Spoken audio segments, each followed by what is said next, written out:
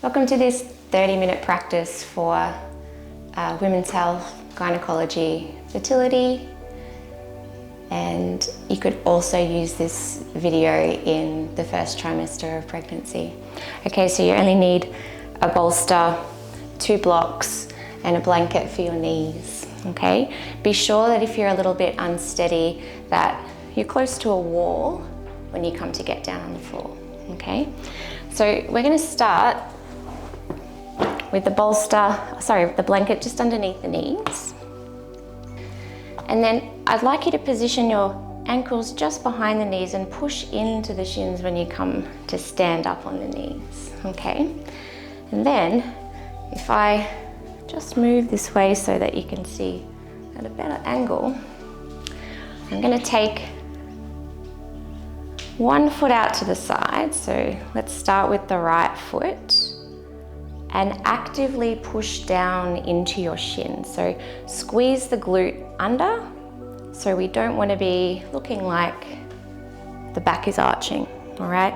So as I squeeze my glute and tuck and press down into the shin, my back goes from that to that, just with that action, okay? Angle the knee so it's just out to the side. And it's as if both of my legs are doing a clamming open movement, and you'll feel a strong sensation around hip flexor, quad. Okay, then we're gonna reach left arm all the way up, and then just gently lean into this right side waist. If you have enough range, come a little bit deeper using your forearm. And then I'm gonna slightly twist my torso as if I'm moving away from my outstretched leg. Big breath in, inhale. Exhale. Powering the breath out with an unlocked jaw. Inhale. Exhale. The next one we're going to retain. Inhale. Hold the breath in and exhale. When you're ready to come out of this position, moving slowly so that the back responds, and then we're going to change sides. So if you're on your mat, you'll just be along your blanket like so, and you can step the foot off to the opposite side. So maintain the tuck. We're going to bring the foot a little more lateral, reach up and into the waist, and then watching that you don't lunge or kick the hip out, starting to lean into your bent leg, maintaining tuck and squeeze of glute and that push down into the shin. Inhale, exhale. Inhale, notice where I'm inhaling into, the side of the rib cage. Exhale, unlock the jaw. Inhale, the next one we're going to hold it in. Retain. And exhale. Wonderful. Reaching opposite arm down. If you need to, just bring one hand down if that's really stretched into your back before coming back onto both knees. Remember that this is not a back bend. All I'm doing is pushing into the shins again, straight down, squeezing my glutes. And it might look like a little bit of a back bend, but I'm just lifting my chest. Breathe in. Reach the arms straight up. And then when you're ready to breathe out, we'll bring the arms straight back down by your side, hands coming just underneath the shoulders, and then beginning to push back along the top of the shins, just coming to whatever range of movement works for you. If the knees are tight or you've had surgery, if the hips are tight and you can't go all the way back, or you need to curl your toes under, just go to there. Otherwise, if you can come all the way down, slowly, hips towards heels, hands coming just underneath the forehead. If you want to come deeper, you can unstack your hands and rest the forehead down a little bit lower. Breathing deeply. And exhale completely. Breathing deeply. And exhale completely. So the pressure here of your body against your thighs, the movement of your breath into your belly is going to help with any discomfort that you might have around period or ovulation.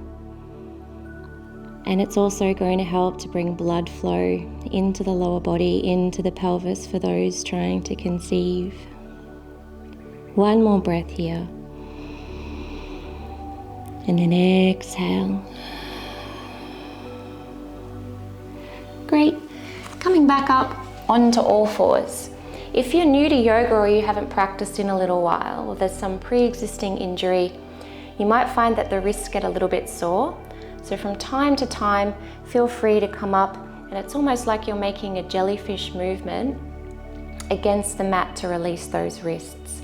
This is a far better option than doing this with your fists, okay? All right, so from here, we're going to start to get a little bit more movement through our spine.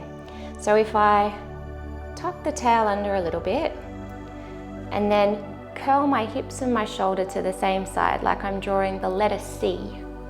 I'm going to breathe into the opposite side and then slowly curl my hips and my head around to the opposite side.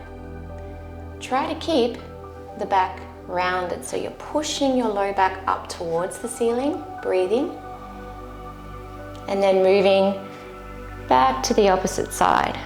So some people might feel quite blocked and want to take this nice, smooth, slow movement. Those of you with a little bit more mobility, we can come into what we call a sexy cat. So we start to move the hips from side to side, and the movement becomes quite a natural snaking kind of movement from side to side. So I use the analogy for this one like one of those snakes that you might get in an 80s show bag with those segments, yeah? And if you were to hold it at the tail, it still wants to come back and find its center. Or perhaps a little bit like a hose that you've turned on too quickly and it's starting to get away from you. So there's uninhibited movement, okay? And this is going to help to bring the spine out of segmentation where it gets blocked together. If you like, that can then move into figure of eights with the hips. So the rule is here that there really is none, it's just movement that's not rigid, yeah? And then just let that movement start to slow down.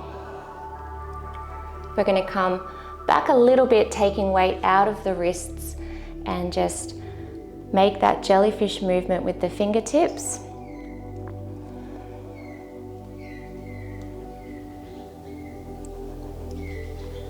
Beautiful. And then coming back down onto the wrists, round the back once again, pushing into the shins to slow that movement.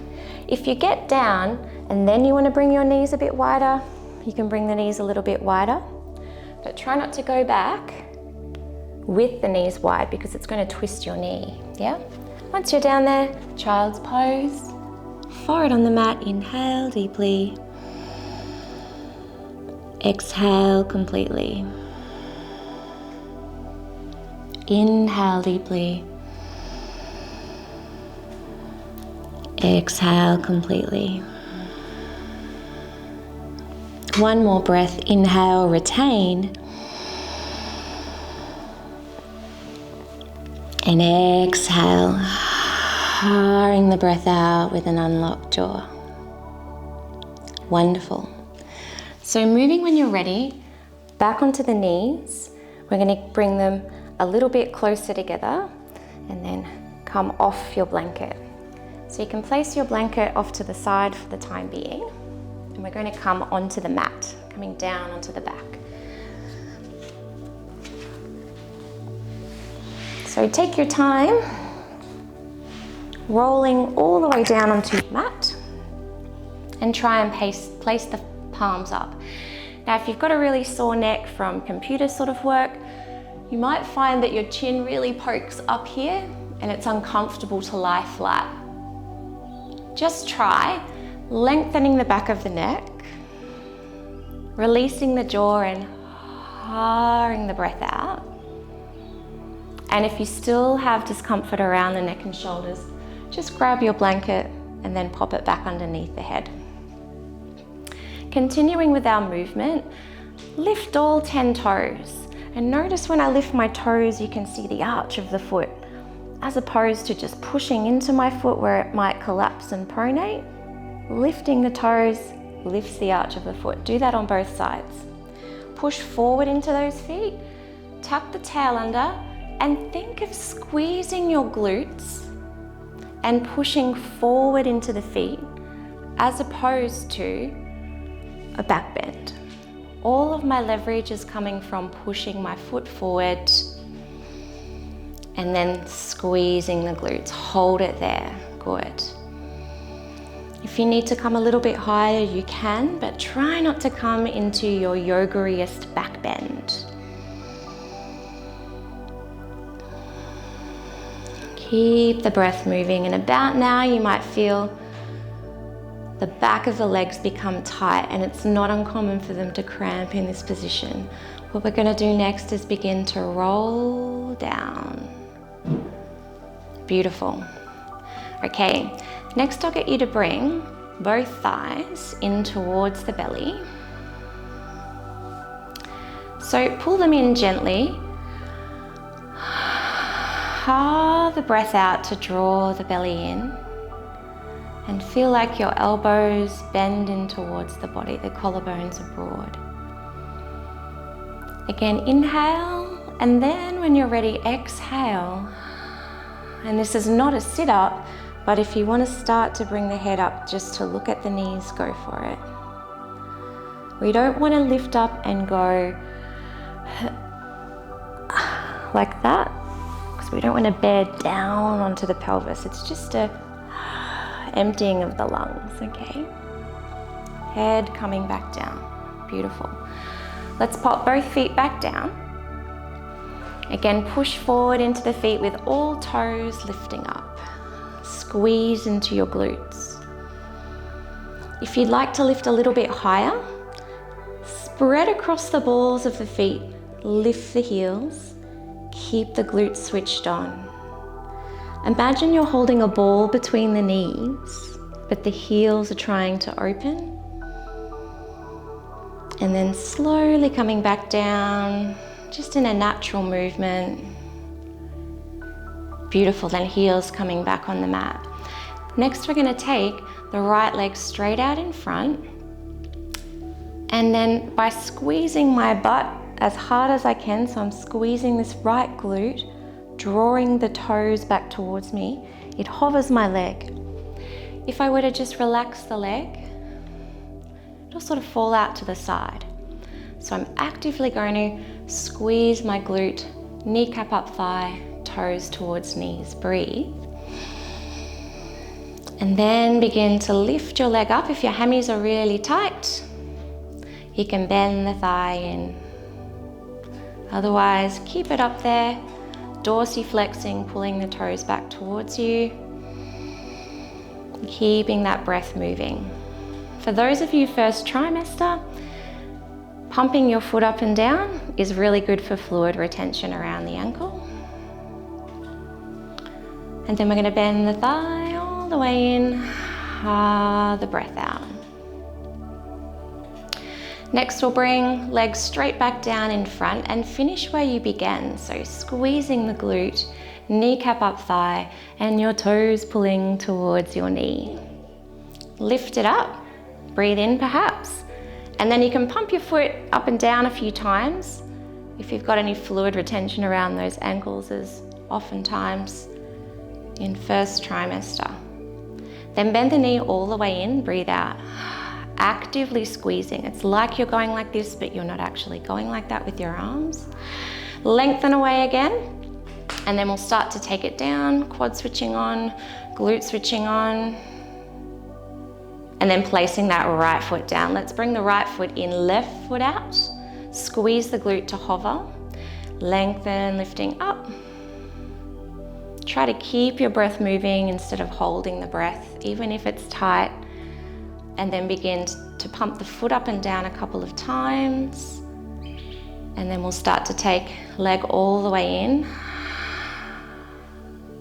Lengthen it, inhale, and then start to take the leg all the way down, quad switching on, glute switching on. Beautiful. Taking both feet back underneath the knees.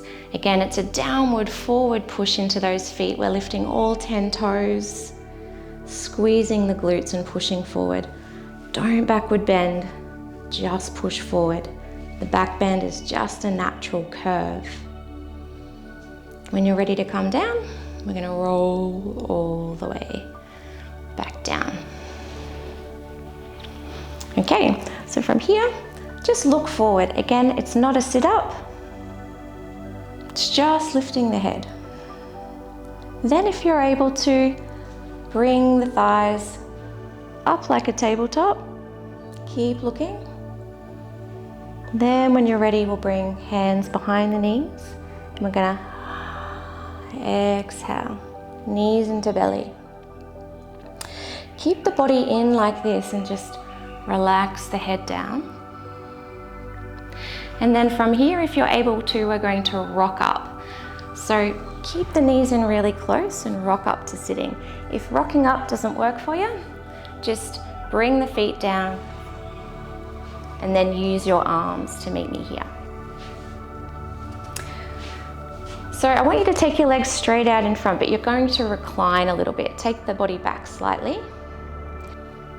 So from sitting up, we're going to take the feet in a little bit closer. So try not to bring your foot in past your opposite knee. Ankle is about at the same level as your knee. And then we'll bring the opposite foot in. And you don't need to push the legs open, just go to whatever your natural range of movement is, slightly open here. And then if my flexibility allows, I'm going to start to slowly come a little bit more forward. Listen to the hips in the back. And if my body allows, I can continue to come forward into those hips. If your hips are naturally more open, just let the knees fall open. And if there's any discomfort around the knees, I want you to sit up out of this one, breathing. It's not about as low as you can go. It's about coming forward and feeling a comfortable release. There's no added benefit for going deep as you can into the pose. Always resting at that place where the breath is still there. You are welcome to bring your arms a little bit more if you like. And for those of you well practiced or naturally a little more supple, you can bring the elbows and the head towards the feet. I want you to actively take your breath into the low back. Inhale. And exhale. Pouring the breath gently through the throat. We're going to inhale. And exhale. Inhale. And exhale. Moving slowly, coming back up, walking the hands in first, take them behind you, releasing the back. Bring the knees up, straighten out through the legs, pull back on your toes to pop those knees back in alignment. Okay, we're going to prepare for the relaxing part. So let's bring our bolster, or you can use an alternative, rolled up towels. You can also pop a block just underneath to make it a little bit higher if you like. I like it flat. So we're going to come down very similarly to the last exercise. So coming all the way back on your bolster, remembering once you're there, the back is really bent here. So we're going to push into the feet to lift and lengthen the hips, and then place the bottom a little more forward so we've got a nice even curve. You can also pop some blocks under the hips here if you have them. With the next exhale, I'm going to hold the breath out and just relax the knees so they're falling open wherever they go. Again, I'm not pushing into this. Now, those of you using this sequence for PCOS, endometriosis, period pain, that kind of thing, here is when it's really nice to have a warmed up heat pack beside you, and you can just pop it down on your belly with a little bit of pressure. If you've got sandbags, even better. Something heavy here is really good for pain, distension, and any scarring from endometriosis. Take a couple of breaths just to relax the shoulders. And if you feel that your shoulders are really tense, palms face one another. Breathe the arms straight up to the ceiling. And then it's a little bit of a dorky movement, but it works. You're going to bend your elbows so your hands just fall back wherever they go, but the elbows point straight up to the ceiling. If there's a lot of tightness in your neck here, don't go any further. If your back and neck feel okay, you've got to keep those palms facing one another. Start to reach the arms back. Breathing into the side of the rib cage. And then beginning to bring the arms straight back down by your side. And that should help you to settle into those shoulders. If you're starting to feel like the hips aren't happy here, you don't have to keep them in this position. You can just pop the feet flat, still keeping that pressure and that heat pack there on the belly if you need it. You can take the legs out straight, or you can even bring them a little bit wider.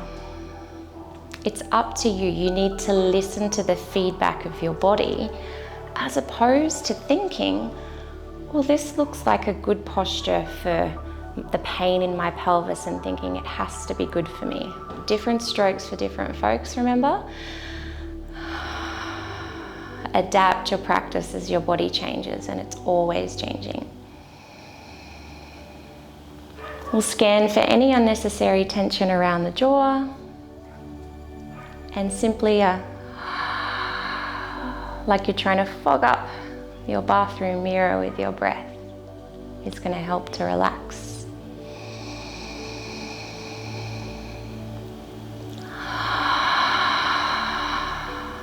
And then see if you can begin to take a sama vritti, same wave or equal breath. So to inhale, 2, 3, 4. Exhale, 4, 3, 2, 1. Inhale. Exhale. Inhale. Exhale.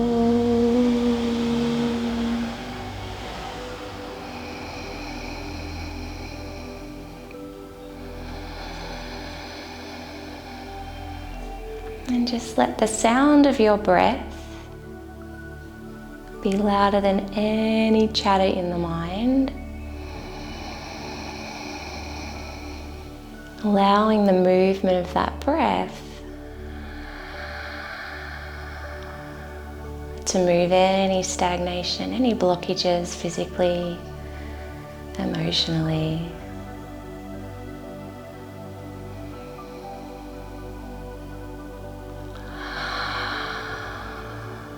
At any time that this back bend here is becoming too strong, you can simply bring the feet flat.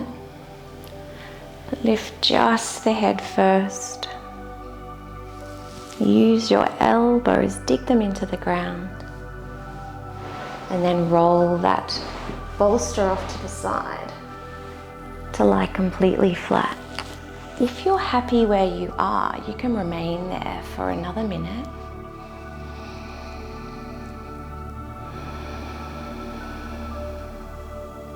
Maintaining that steady breath.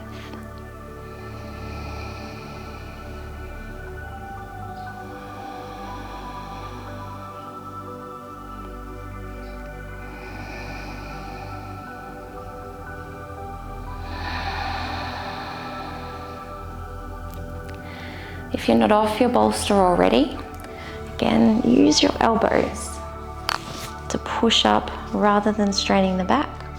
Come flat on the mat once again. Bring your feet wider than your mat, or at least just wider than your hips. Pop your heat pack or anything else that you've been using off to the side. And then both knees are going to windscreen wiper, go nice and slow to the same side.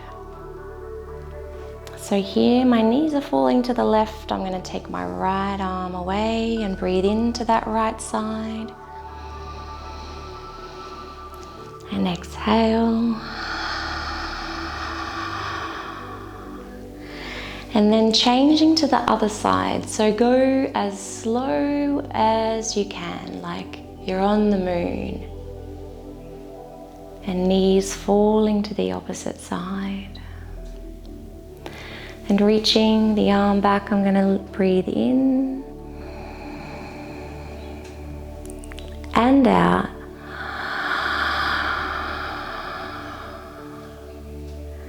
And taking both feet flat on the ground, knees coming back up.